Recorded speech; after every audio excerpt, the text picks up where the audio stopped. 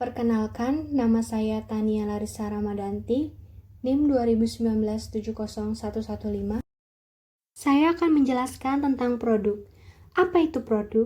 Produk adalah segala sesuatu yang dapat ditawarkan kepada pasar untuk memuaskan keinginan atau kebutuhan, termasuk barang secara fisik, jasa, pengalaman, peristiwa, orang, tempat, properti, organisasi, informasi, dan ide-ide. Selanjutnya, saya akan menjelaskan tentang tingkat produk, pelanggan, dan nilai hierarki. Pelanggan akan menilai penawaran dengan 3 elemen dasar.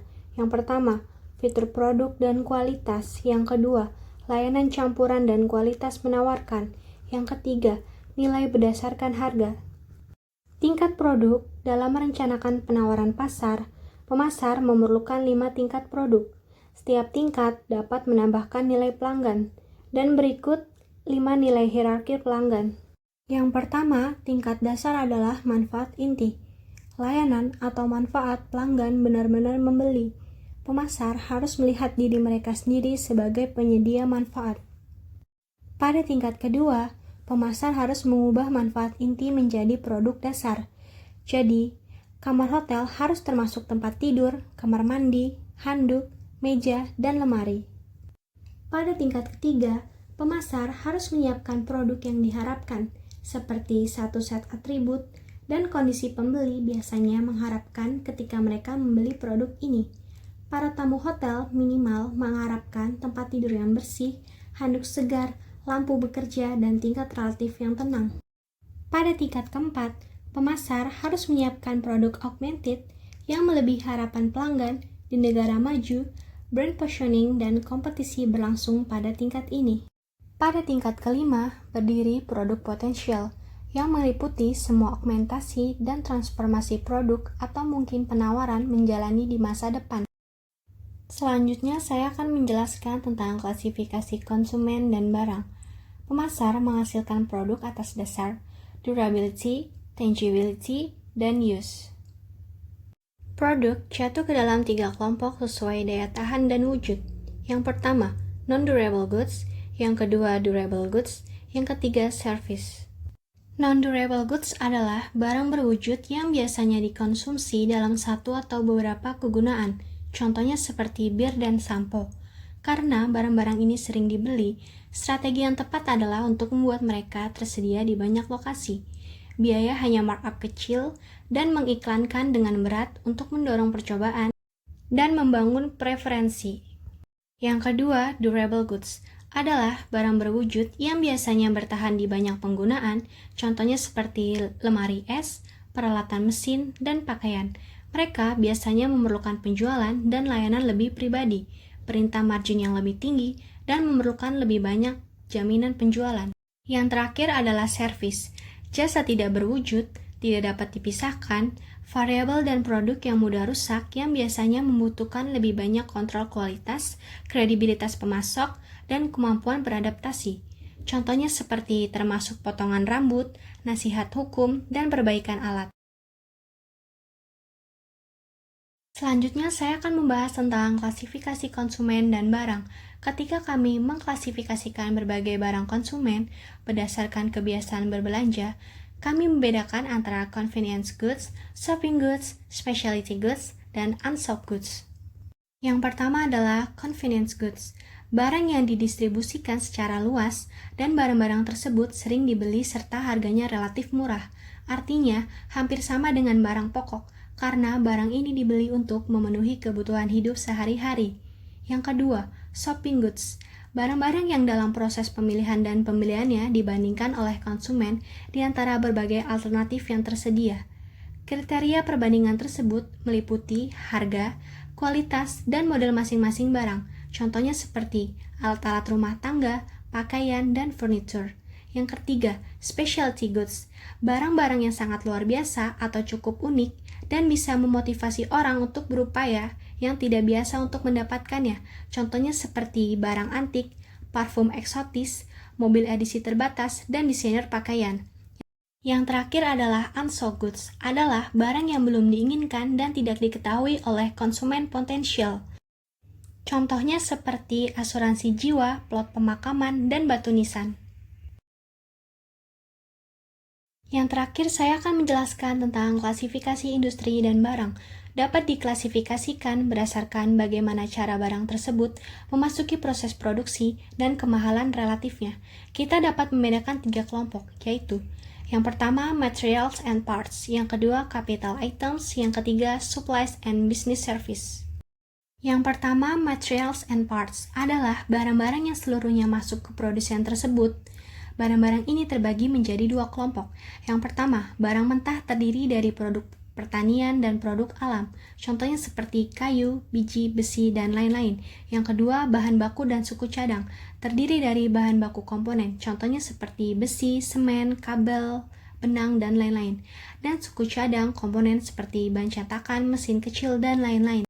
Yang kedua, capital items, adalah barang-barang tahan lama yang memudahkan pengembangan atau pengelolaan produk jadi.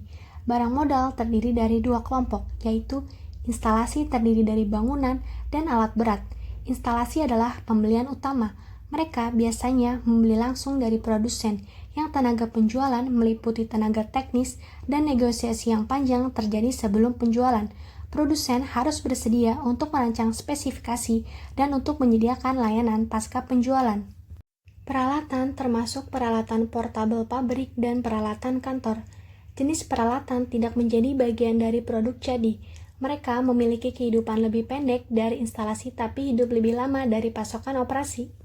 Yang ketiga, supplies and business service, adalah barang dan jasa berumur pendek memudahkan pengembangan atau pengelolaan produk jadi, meliputi layanan pemeliharaan dan perbaikan, dan layanan konsultasi bisnis. Terdiri dari 2 jenis. Yang pertama, barang pemeliharaan dan perbaikan, contohnya seperti cat, paku, dan sapu. Yang kedua, perlengkapan operasional, contohnya seperti pelumas, batu bara, kertas tulis, dan pensil. Layanan bisnis meliputi, yang pertama, layanan perawatan dan perbaikan. Yang kedua, jasa konsultasi bisnis.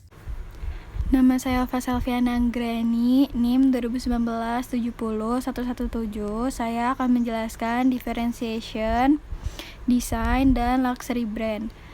Yang pertama, saya akan menjelaskan differentiation. Di sini ada 2 diferensiasi. Yang pertama itu diferensiasi produk dan diferensiasi layanan.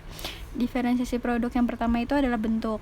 Kenapa bentuk masuk ke dalam diferensiasi? Karena produk apapun dapat dibedakan dalam bentuk, baik itu ukuran, fisik, atau struktur.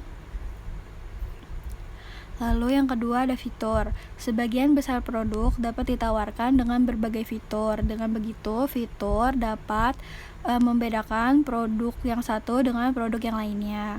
Lalu ada kualitas kinerja dan ada kualitas kesesuaian. Kualitas kesesuaian itu kayak unit yang kita produksi itu harus sesuai dengan spesifikasi yang telah kita janjikan. Lalu ada daya tahan, keandalan, perbaikan, gaya, dan kostumisasi. Lalu selanjutnya ada diferensiasi layanan. Ketika diferensiasi produk itu tidak dapat membedakan produk kita dengan produk yang lainnya, diferensiasi layanan itu menjadi salah satu andalannya. Diferensiasi layanan yang pertama itu adalah kemudahan pemesanan. Lalu selanjutnya ada pengiriman. Pengiriman itu kayak proses pengirimannya. Lalu ada instalasi, lalu ada konsultasi pelanggan, lalu ada pemeliharaan dan perbaikan, dan yang terakhir ada pengembalian. Lalu selanjutnya ada desain. Desain adalah totalitas fitur yang mempengaruhi cara produk terlihat, terasa, dan berfungsi untuk konsumen. Kenapa desain itu sangat penting? Karena desain itu dapat menggeser persepsi konsumen untuk menjadikan pengalaman merek yang lebih bermanfaat. Saking pentingnya desain itu sampai ada approach to design atau pendekatan desain. Nah, pendekatan desain ini didorong oleh data dengan 3 fase. Yang pertama itu ada observasi atau pengamatan. Jadi ketika produsen ingin membuat desain produknya, kita itu harus mengamati pasar dulu, kira-kira desain apa yang lagi laku di pasaran. Kayak contohnya kalau handphone itu desain itu yang ramping, mudah digenggam, terus kayak gak berat kayak gitu. Nah, kita harus membuat produk desain produk kita tuh seperti itu agar laku di pasaran. Lalu ada ideation itu proses kreatif yang menghasilkan atau mengembangkan dan mengkomunikasikan ide-ide baru, di mana ide dipahami sebagai elemen dasar pemikiran yang dapat berupa visual, konkret, dan abstrak. Lalu ada implementasi.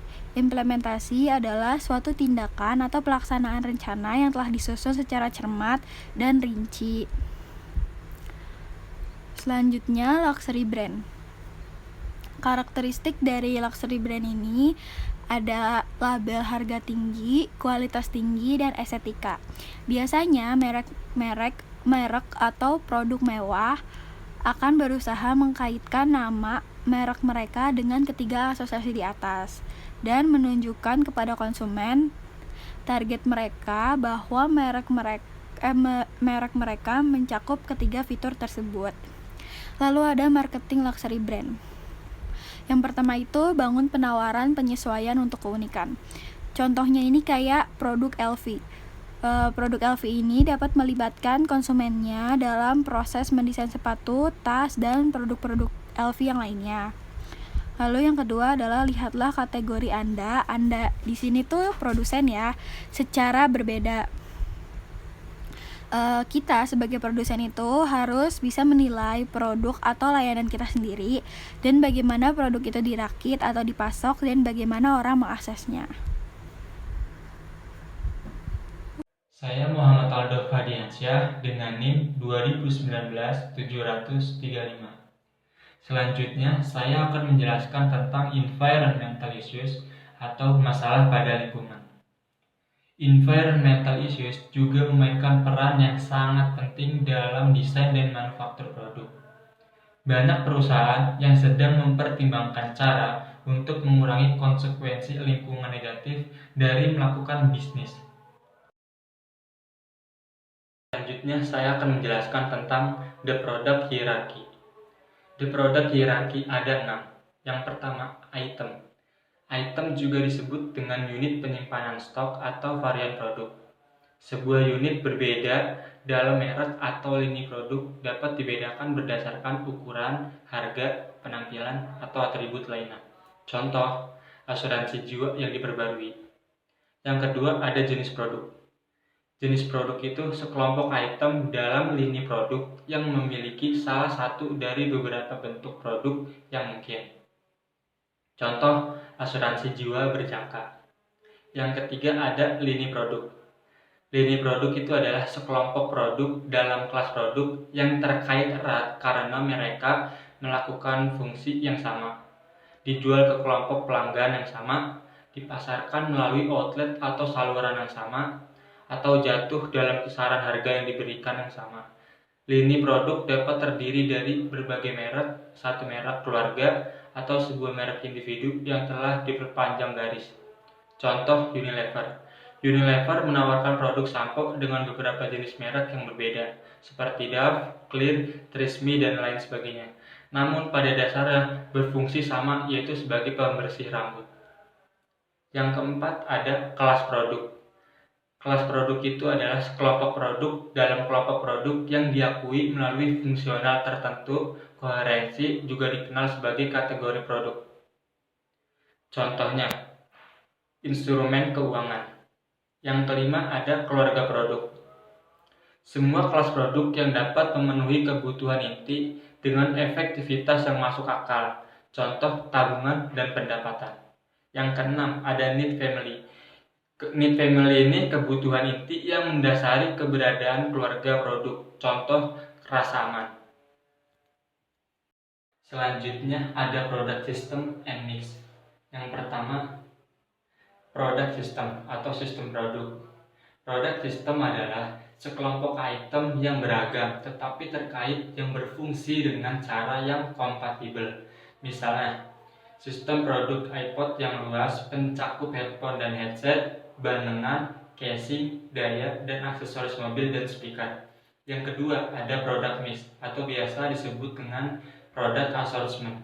Product mix adalah himpunan semua produk dan barang yang ditawarkan penjual tertentu untuk dijual. Yang ketiga ada depth. Depth atau kedalaman. Depth adalah kedalaman bauran produk yang mengacu pada berapa banyak varian yang ditawarkan dari setiap produk dalam baris. Yang keempat ada length.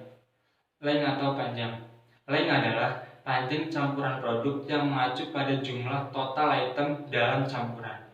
Yang kelima ada width. Width atau lebar. Width adalah lebar campuran produk yang mengacu pada berapa banyak lini produk yang berbeda yang dibawa perusahaan. Yang keenam ada konsistensi. Konsistensi adalah konsistensi dari bauran produk yang menggambarkan seberapa dekat hubungan berbagai lini produk dalam penggunaan akhir, persyaratan produksi, saluran distribusi, dan cara lain. Yang terakhir, saya akan menjelaskan tentang product line analysis. Dalam menawarkan lini produk, perusahaan biasanya mengembangkan platform dasar dan modul yang dapat ditambahkan untuk memenuhi kebutuhan pelanggan yang berbeda dan biaya produksi yang lebih rendah. Dan perusahaan juga harus tahu di mana mereka harus menjual produknya agar bisa terjual di pasaran. Dan manajer lini produk perlu mengetahui penjualan dan keuntungan setiap item di baris mereka untuk menentukan item mana yang akan dibangun, dipelihara, dan diinvestasi. Perkenalkan, nama saya Ninda Rahmawati Putri, NIM 2019-70120. Di sini saya akan menjelaskan tentang line stretching. Line stretching dibagi menjadi 3 bagian. Yang pertama, peregangan pasar bawah, yaitu suatu perusahaan dapat meregangkan pasar ketika melihat peluang pertumbuhan yang kuat dalam barang-barang berharga murah, atau jika ada risiko serangan oleh pesaing kelas bawah tetapi juga melibatkan banyak risiko. Contohnya, Kodak yang meluncurkan Kodak Funtime Film untuk bersaing dengan merek kelas bawah. Selain itu, sebuah perusahaan diposisikan di pasar menengah untuk memperkenalkan garis bawah harga untuk 3 alasan, yaitu yang pertama, perusahaan melihat peluang pertumbuhan yang kuat sebagai pengecer, seperti Walmart, Best Buy, dan pembeli yang menginginkan nilai harga yang baik. Yang kedua, perusahaan mengetahui bahwa pasar menengah sedang menurun. Yang ketiga, perusahaan akan bersaing dengan pesaing yang akan mencoba menaikkan harga pasaran. Yang selanjutnya yang kedua, peregangan pasar atas, yaitu suatu perusahaan dapat memperluas pasar untuk margin yang lebih tinggi atau lebih banyak pertumbuhan. Namun, mereka mungkin tidak ingin membawa nama yang sama ketika mereka memperluas ke atas. Contohnya Toyota Lexus. Toyota, produsen mobil kelas bawah, memperkenalkan merek Lexus yang baru dan lebih tinggi. Toyota pada umumnya adalah perusahaan yang memproduksi mobil tahan lama dan murah. Cara Toyota mengembangkan lini produk adalah dengan menciptakan merek kelas atas yang baru, yaitu Lexus. Model ini telah meningkatkan penjualan Toyota dan memungkinkan mereka mengakses pasar yang berbeda. Juga, mereka dapat mengakses pelanggan baru yang mencari mobil terpercaya yang lebih tinggi.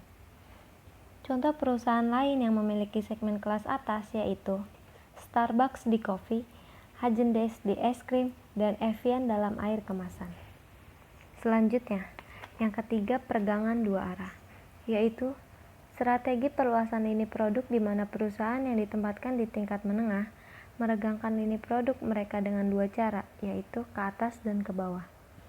Contohnya, Texas Instruments yang meluncurkan kalkulator di kisaran atas dan bawah. Selanjutnya, saya akan membahas tentang product mix pricing yang dibagi menjadi 6 bagian. Yang pertama, penentuan harga lini produk, yaitu harga seluruh lini ditetapkan untuk menetapkan perbedaan kualitas yang dirasakan yang membenarkan perbedaan harga. Contohnya, Bata yang mengeluarkan harga rendah untuk kualitas yang rendah, Power yang mengeluarkan harga rata-rata untuk kualitas rata-rata, dan Hush-Puppies yang mengeluarkan harga lebih tinggi untuk kualitas yang super. Yang kedua, harga fitur opsional. Banyak perusahaan menawarkan produk, fitur, dan layanan opsional dengan produk utama mereka. Paling banyak terlihat di industri otomotif. Contohnya, dari Maruti Suzuki yang mengeluarkan berbagai macam model dengan harga yang berbeda sesuai dengan produk, fitur, dan layanan opsionalnya. Yang ketiga, harga produk kaptif.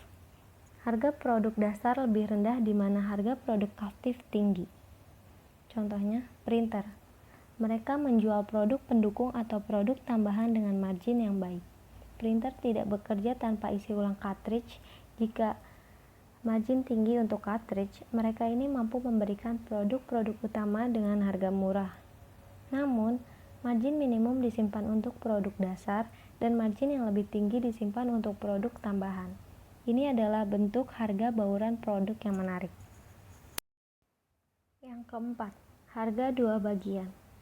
Perusahaan jasa terlibat dalam harga dua bagian, terdiri dari biaya tetap ditambah biaya penggunaan variabel.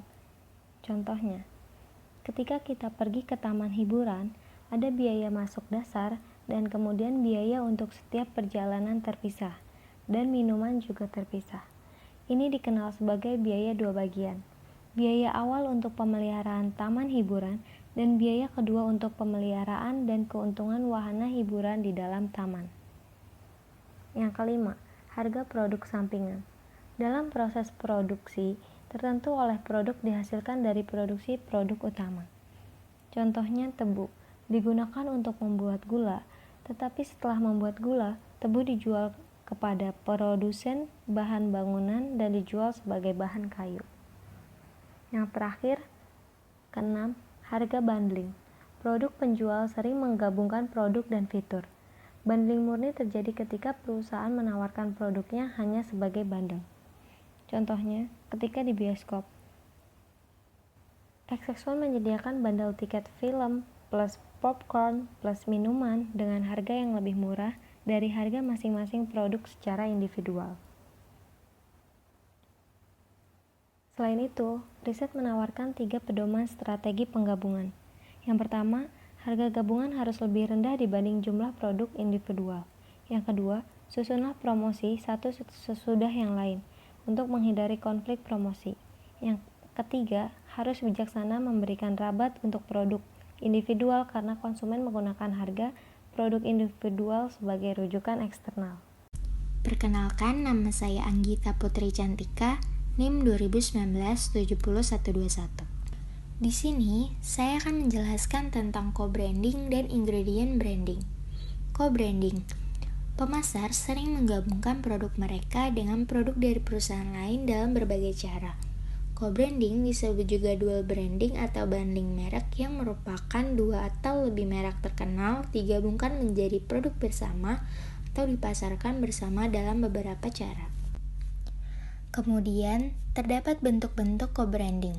Salah satu bentuk co-branding adalah same company co-branding, seperti ketika General Mills mengiklankan Cereal Trix dan yogurt Yoplait. Bentuk lain adalah joint venture co-branding, seperti General Electric dan Hitachi di Jepang. Ada juga multiple sponsor co-branding, seperti Teligent, aliansi teknologi satu kali dari Apple dan Motorola. Ada juga retail co-branding, di mana dua perusahaan retail menggunakan lokasi yang sama untuk mengoptimalkan ruang dan keuntungan seperti restoran Pizza Hut dan KFC yang dimiliki bersama. Kemudian, ada keuntungan dan kerugian dari co-branding. Keuntungan utama co-branding yaitu dapat menghasilkan penjualan yang lebih besar dari pasar yang ada dan membuka peluang bagi konsumen dan saluran baru. Ini juga dapat mengurangi biaya pengenalan produk karena menggunakan dua gambar terkenal. Co-branding dapat menjadi sarana yang berharga untuk mengetahui tentang konsumen dan bagaimana perusahaan partner menarik pelanggannya.